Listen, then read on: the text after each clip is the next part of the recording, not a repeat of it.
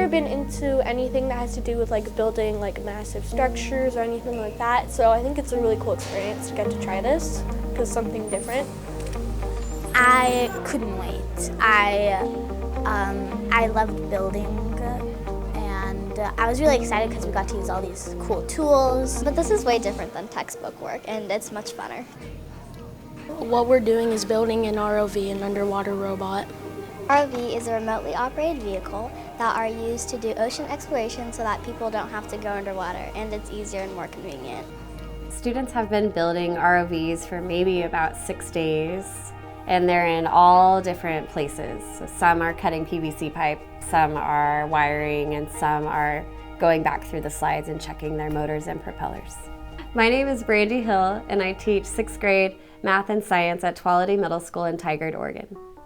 A year ago, Project ROVe was just an idea, and today we're here in a classroom watching students bring this idea to reality. We're building 14 ROVs this year and working with about 60 6th graders. I remember getting the Project ROVe email and thinking this was a great jumping point for me to feel more confident working with ROVs on this magnitude.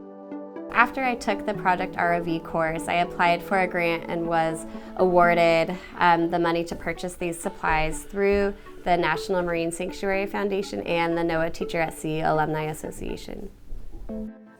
The classroom has got an energy to it right now. The kids are buzzing about, they're talking to each other, they're coming up and asking for help, they're borrowing tools, they're going and grabbing PVC pipe to see what they need to build their frame.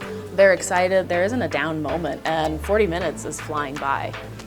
Building the ROVs fits our engineering standards perfectly. They're going through the engineering process, so they're starting with their initial design, testing it, making changes, and then documenting that. Kids are learning a lot on how to collaborate with each other and communicate. They're learning new aspects to group work.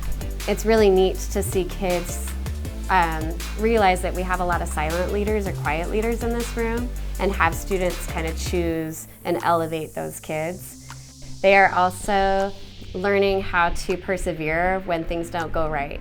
Well, I gotta admit, when things don't go right the first time, I keep trying, and then when they don't go right like the 4th time, I get a little discouraged, but then I remind myself it's a new experience and you should keep trying.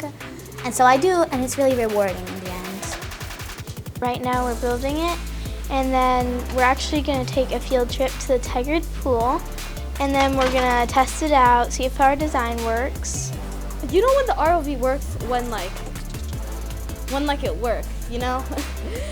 What I mean by that is like when it moves all in one direction. You can move it down, you can move it up, you can make the motors go any way you want. Through me seeking out professional development, I think it keeps me excited about what I do, and I think that excitement is contagious for kids. I wasn't really into robotics and engineering, but now doing it for real is really fun and cool. I think when you can bring positive energy into a classroom, kids can feel that.